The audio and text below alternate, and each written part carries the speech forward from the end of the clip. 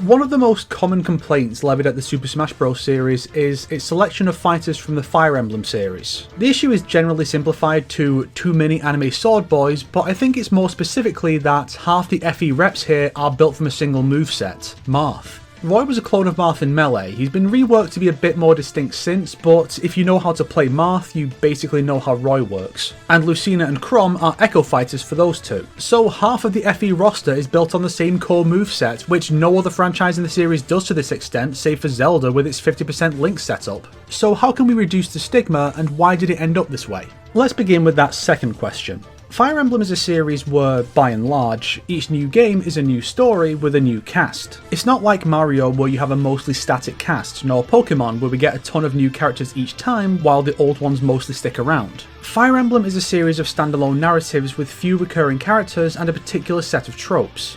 To wit, the Lord archetype.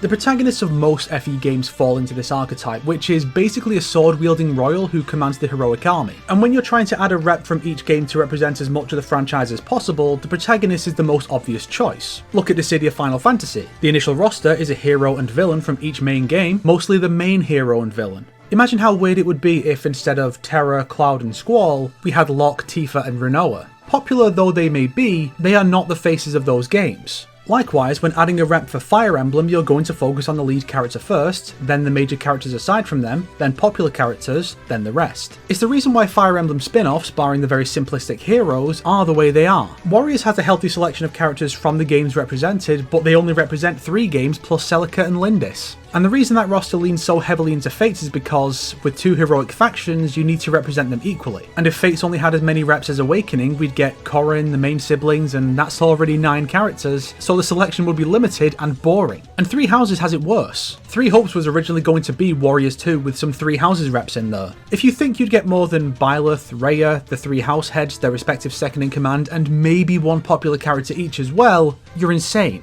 And this is why it's so difficult to have a healthy selection of characters. The broader the theme, the less room each title gets and the less inspired the choices are. 3 Hopes can have basically all of the 3 Houses characters because it's focused specifically on that game. Warriors has to limit its focus to 3 games to have anyone but the obvious picks, so characters like Petra or Ignatz have no chance. Smash isn't a Fire Emblem crossover, so it needs room for other franchises more so than FE. So you're only going to get 1 rep per game, barring an exception like Awakening, which arguably has 3 lead protagonists and is one of the more important entries due to its impact on the franchise's popularity and longevity. This is why, whatever you think of Corrin and Byleth, they were the only realistic picks to represent their games. The alternatives would be Ryoma or Xander for Fate, and Edelgard, Dimitri or Claude for 3 Houses. If you pick one, that's prioritising one route over the others and it feels lopsided. It would be like adding a World of Warcraft rep from the Alliance with no Horde counterpart. And you can't have multiple now even if the game is mega popular, because the Awakening reps were added when we only had 2 other FE characters on the roster. You'd never get away with adding the 3 House heads when the series already has 7 reps, which is more than free in Zelda.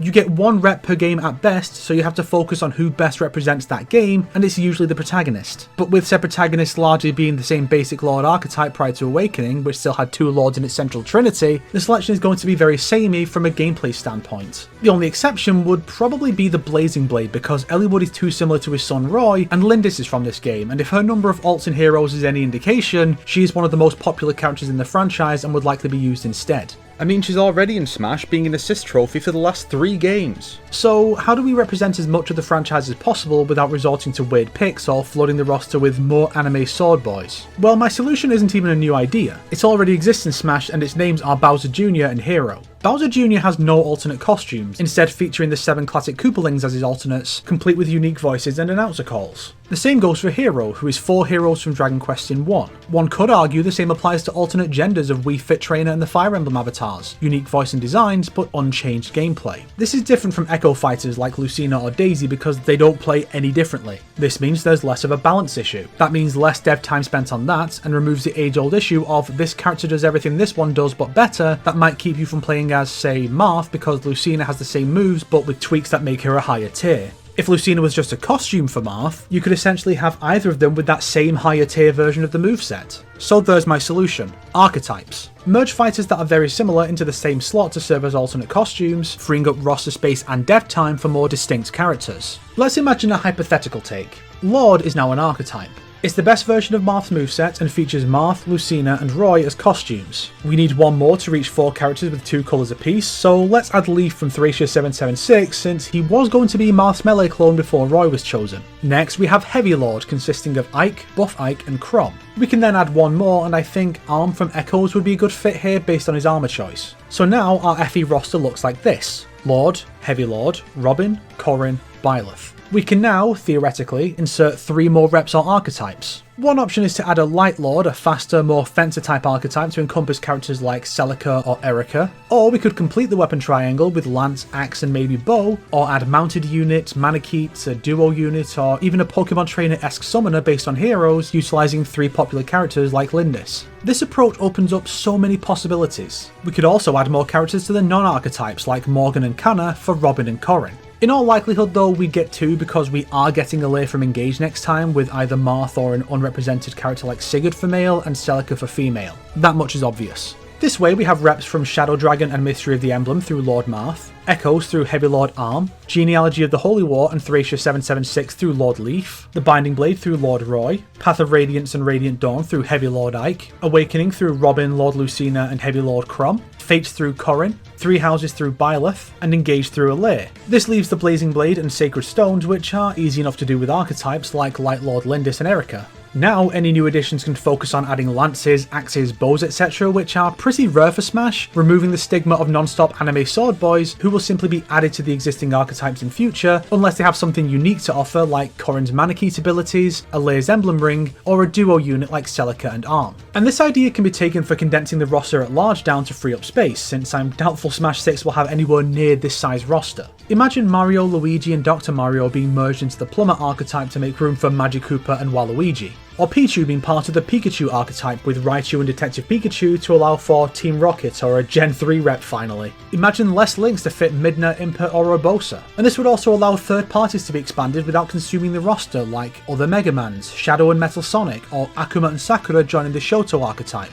With a change like this, the roster would become more manageable, with more room for more varied characters. Do I think something like this will be implemented? No. I think Smash 6 will likely be a reboot, Ultimate serving as the last big hurrah for the original incarnations of these characters, before starting fresh with a much smaller roster, but with classic characters' movesets overhauled to both better represent them as they are now in their home series, and to add more complexity to them along the lines of the gimmicks many of the modern newcomers have. As part of this, I foresee most of the FE reps going. Marth will stay and Ike probably as well, along with Robin, Byleth and newcomer Alair, focusing on what's popular, the most iconic and what stands out within Smash already. Of course, the ideal would be that archetypes would be implemented to allow for a larger selection of characters without having to worry about balancing a larger roster, and allowing for smaller, more frequent DLC offerings since they could just make a new model and record some new lines to add in every month. This month we're getting Hilda for the FE Axe archetype, next month is Sean for the Shoto archetype, and after that is Jin for the Mishima archetype. Naturally, this approach would annoy a lot of players who main the characters that are being combined, but they're going to be let down anyway when the roster inevitably starts to cut extraneous characters to make room for more contemporary fighters, so having their main stick around as a costume for someone else is better than them being gone entirely, right?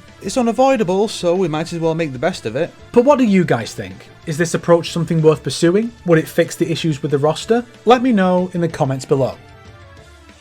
If you liked this video, why not subscribe and support me on Patreon like these fine people here? If not, then make sure to share it with your enemies so they can suffer along with you. Today's recommended video is What's the Difference Between Marth and Roy SSBU by Alex.exe, because I think it does a decent job of showcasing why such a change is necessary going forward.